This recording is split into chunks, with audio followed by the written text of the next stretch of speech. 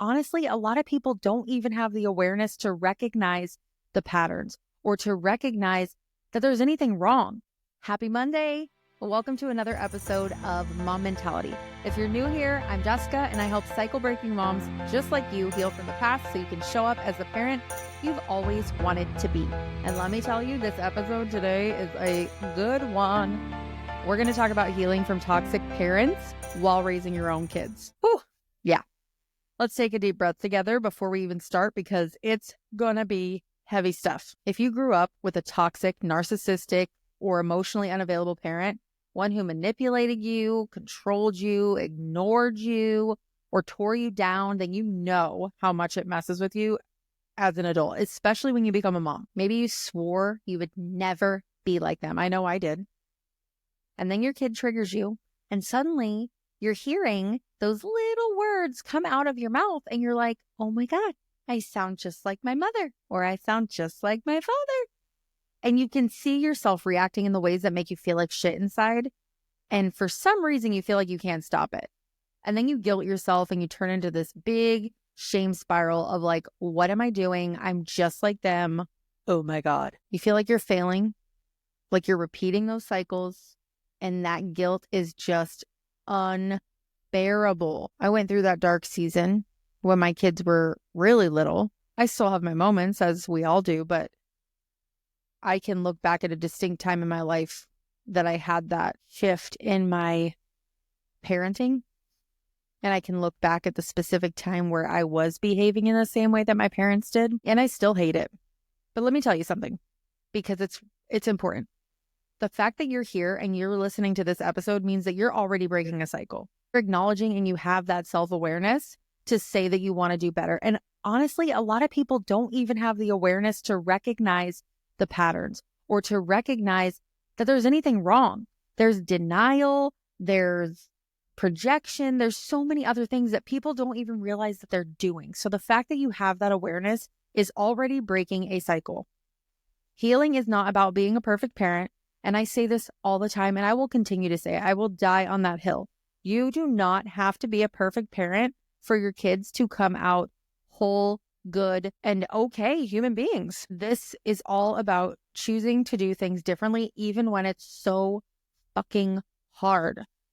So in this episode, we're going to talk about how toxic parenting messes with your mind and your parenting, how to start healing while you're still being there and being present for your kids, how to regulate your emotions and stop reacting in ways that you absolutely loathe and look back on with shame, and how to break the cycles without swinging into guilt or overcompensating for the things that you feel bad about. So grab your coffee, a journal, or just lock yourself in the bathroom for some peace. Whatever you need to do, let's get going. So first and foremost, I want to make sure that we are completely clear on what a toxic parent actually is, because there's so many different perceptions and there's so much lingo thrown out there in social media now that it's really important to get clear on what a toxic parent actually looks like. And sometimes we second guess ourselves too. If we've been dealing with toxic parents and the manipulation and things like that, depending on how long we've dealt with that kind of stuff, we can often second guess ourselves and say, well, maybe it wasn't that bad, or, maybe it was whatever, make all the excuses. But if you're listening to this podcast, something in you knows that your childhood shaped you in ways that are still affecting you today. Mine are affecting me. You're not alone in that. Like, it's gonna come up. So a toxic parent isn't just a strict parent. It's not somebody that just gave you a spanking and was super strict. That is not what constitutes a toxic parent. Although I have my own feelings about being spanked, there are different generational styles to parenting, I guess, that we're taught. So that's a separate thing. A toxic parent is someone who dismissed your feelings or made you feel crazy for having them in the first place. Hi, that's gaslighting. Controlled you through guilt, fear, or manipulation. Exploded in rage and made you responsible for their emotions. Ignored or neglected you emotionally. Made you feel like love was conditional based on how well you behaved or how much you pleased them. Sound familiar? Yeah. That's because it sticks. It sticks with us when we go through things like that. And it doesn't just disappear when we grow up and have kids. It doesn't just drop off. Now, this shows up in motherhood because you may doubt yourself constantly, overanalyze every little decision you make, or have trouble making decisions because you want to make the perfect decision. You feel triggered when your kid has big emotions because you were never allowed to have those emotions. For you, it was wrong to have those emotions. And your body feels uncomfortable in those emotions. You, again, struggle with guilt and perfectionism. Like you have to prove you're a good mom and make the right decisions. You either overcompensate by giving your kids everything you never had, or you shut down emotionally when things feel too overwhelming and overstimulating. You might fear that your child will resent you one day, like you resent your parent, if you don't do it just perfectly. Those hit deep, don't they? I know they do for me. But listen, just because you were raised a certain way does not mean that you have to repeat that. I want to talk about how to heal in this because I think a lot of times there's a mindset that says we are stuck where we're at. It's kind of like the patterns of addiction in families. Well, my parents were like that, so naturally I'm like this. No, you can choose a different path. You always have a choice. Even when it feels like you don't, you always have a choice on how you show up in the world. You may not have a choice in the circumstances outward, but you always have a choice in the circumstances inward and how you behave and act and show up. So I want to give you some tips on how to start healing. It's a long journey. It is so effing hard, but it's 100% worth it. And so if you're down, I want you to be able to take something away from this to get started on the things that matter to move the needle forward so that you can start to feel some confidence and some comfort in the way you are showing up with your family. So step 1 is acknowledging and validating. You are not crazy. You're not overreacting. Your feelings are real. Everything that you went through, it was real. And the way you perceived it, just because it's your perception, doesn't make it any less real for you. Healing starts when we stop gaslighting ourselves. And we can admit that it hurt me, it affected me, it still affects me. We have to acknowledge the elephant in the room. We have to say that it's there. Reparenting yourself while parenting your kids. Reparenting means that we have to give ourselves that love, that validation, that safety that we never got. So we have to ask ourselves, what did I need as a child that I didn't get? How can I give that to myself now? And how can I give that to my kids? For example, if your parents ignored your emotions, start validating your own feelings instead of dismissing them. Stop pushing them off to the side. Sit with them, even when they feel so uncomfortable. Regulating your nervous system. Childhood trauma, and let's just say this right here, trauma is anything that just overwhelms your nervous system. So other people may not think that it's that big of a deal, but if it overwhelmed your nervous system, it is still trauma. And trauma puts you in a survival mode. That's why you snap or freeze or shut down when you're triggered. There's like the fight, flight, freeze, fawn things that you may have heard of. That's the same concept. Because your body doesn't know what to do, it chooses one of those pathways to handle the discomfort or the overwhelm. So next time you feel overwhelmed, take a pause. We like to call them empowered pauses. And for me, it was like such a game changer because I always hated being told to breathe. That was something that my mother did. It drove me absolutely insane because she did it as a manipulation tactic. When she was acting some kind of way and then I was bothered by it, or even if I was just worked up in a happy way or any way that I was a little bit elevated, to take the attention and kind of put it on me to make it reflect back to her. She would tell me I needed to breathe and I needed to calm down, and I hated that. So the empowered pause was a less fluffy way for me to get that moment, get that time, that brief time to just take a step back. Now, that being said, I have learned that the breathing really, really does help. It triggers chemicals in your brain and your body to let your body know that it's okay to calm down and that you are safe. So breathing is very important. So when you pause, take that pause. Sometimes it starts off as like a big, like for me, I'd go and I'd hold my breath. I'd take a big breath in and hold it for a second before I let any words come out of my mouth. And that helped me to not have the words automatically come out, those like automatic yelling or whatever. It helped me get that little pause, just enough for my brain to be like, nope, don't do it. Don't do it. This is not what you want. So pause and then take a few deep breaths. There's so many ways you can do breathing.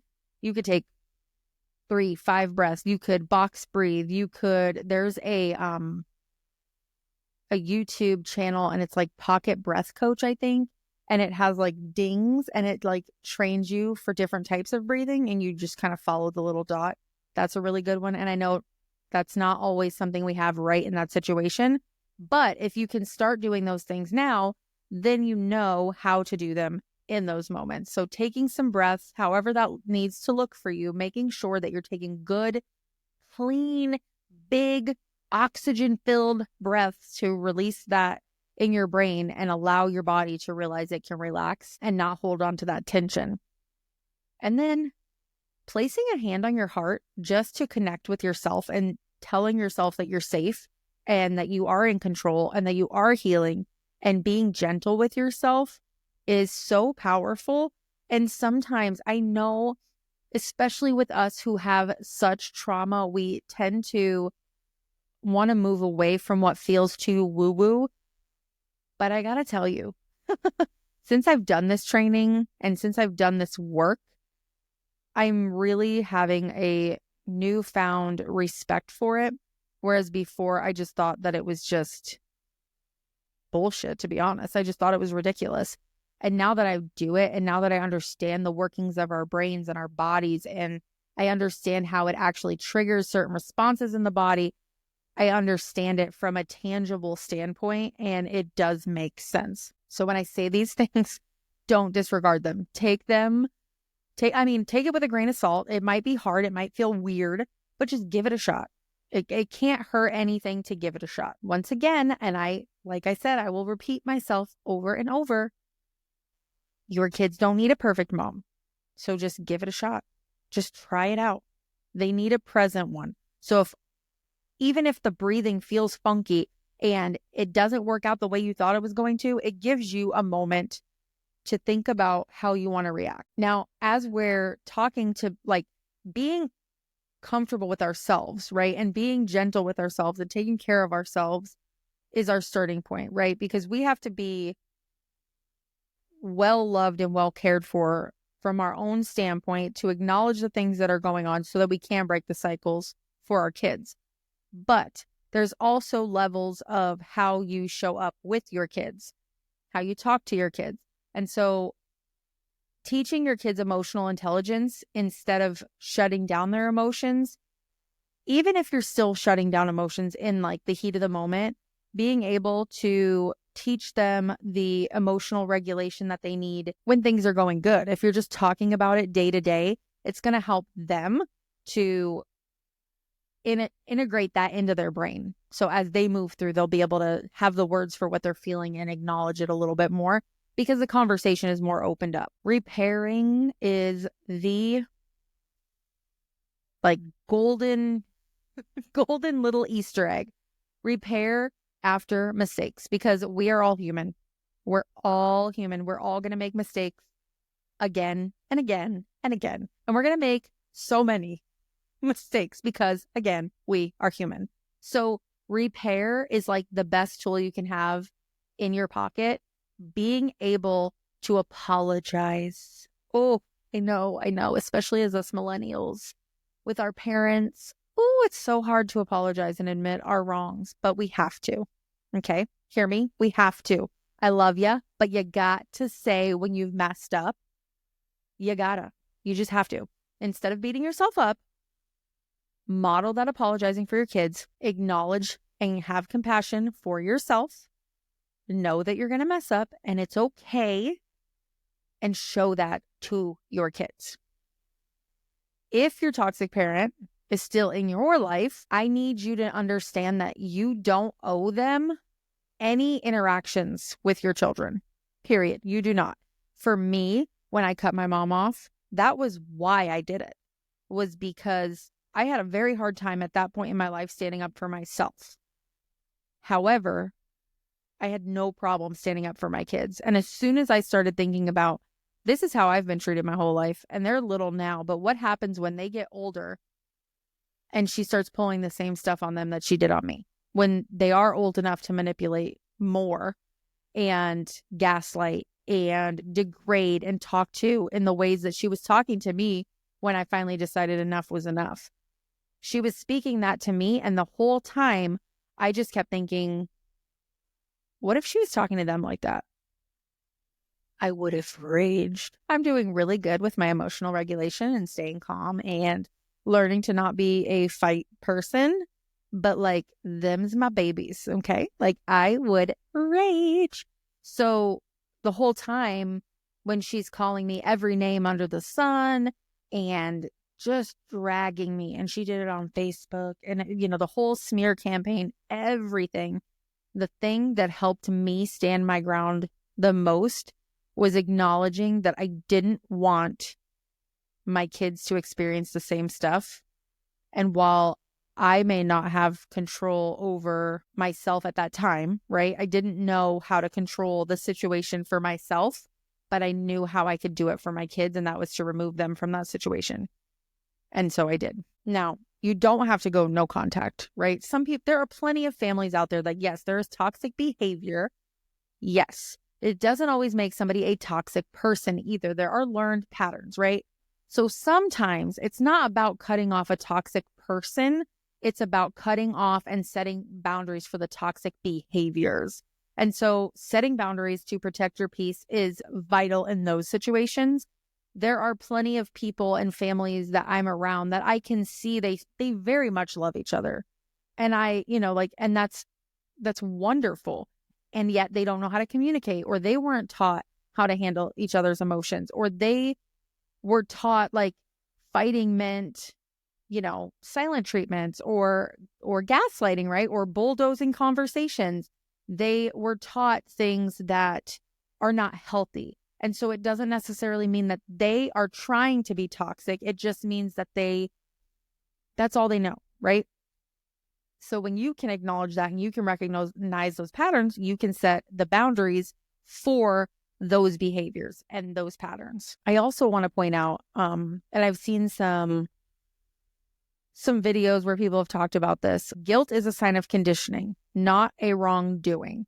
Now, granted, there is a certain level, like we have shame as a natural and guilt as a natural feeling. And I think it leans more towards shame, because when we do something that doesn't align with our core values, right, we may feel shame. And there's healthy shame. There's shame that like lets us know. It's kind of like our own compass, right? Like we feel shame sometimes because we know we didn't act in a way that aligns with who we want to be. And so sometimes there is healthy versions of shame or guilt that are from our own perspective, knowing that maybe we acted in a way we didn't want to. However, the majority of the guilt we're feeling is based on what somebody else has put on us, the pressures and the conditioning someone else has put on us from their thoughts and what they view as wrong, and not what we view as right or wrong. It's us taking somebody else's emotions onto ourselves and then feeling that for them rather than them handling their own shit. I mean, for lack of a better term, there is no better term. Okay. I have a potty mouth. But yeah. So I really feel like it's important to say that, because oftentimes we're just like, oh, I feel so guilty. But when we really dig up, why do we feel guilty? Why? It's usually because somebody else is judging us, and that judgment runs so deep that we hold on to that, onto their beliefs of what should have been done or how we should behave. And that's just not, I mean, granted, yes, there's a certain level of what's normal and what's accepted in our society. However, we shouldn't be taking on every other person's thoughts and beliefs about how we should live our lives, how we should show up, what's acceptable, what's not, and so on. At the end of the day, healing is just so messy. You're going to have good days, you're going to have bad days, but you have to, and you are, since you're here, doing the work. And so that's really what matters, because you can't get better without the messy work. And so to close up this episode, I just want to kind of reiterate, toxic parents are people who treat you bad intentionally and maliciously. And they're people who just are not good for your mental health because they refuse to change or hear or respect your boundaries. At the end of the day, it all is based on respect, because there are people who, like I said, make mistakes and may have learned behaviors, but you can tell they want to do better and they try to do better. And then there's the people who completely disregard everything. And even if you come to them in a calm manner and say, this is how I'm feeling, they still disregard it. Whereas people with toxic behaviors that are learned, when you have a nice, calm conversation and you're just saying, this is how I've been feeling, and it's not necessarily about you, but this behavior is what hurt me and I want to build up our relationship, they will respect that. They will hear you and they will be like, oh my gosh, this is not at all what I want for us. Whereas a toxic person would be like, no, that's a you problem, right? I don't care. That's not me. I couldn't possibly mess anything up. It's all going to show up in motherhood by self-doubt, by struggling with guilt and perfectionism, by feeling triggered by your kids' big emotions. You can see the patterns if you pay attention to how you're showing up with your kids, especially in the hard moments. You must heal by acknowledging and validating, reparenting yourself, and regulating your nervous system. That's the hard work. You're breaking the cycles by teaching your kids the emotional intelligence, by repairing and by setting boundaries and or cutting off people that you need to cut off in your life to break those cycles. As we wrap up, I want to give you an affirmation that you can take with you through your day and just remind yourself, just that little mantra, because sometimes you just need that little pocket script to take with you to remind yourself so that you can not have to think through it, right? Something that you can start to just repeat and retrain your brain to be thinking. So this affirmation is, I am healing, I am breaking cycles, I am enough, and you are. And I don't ever want you to forget that.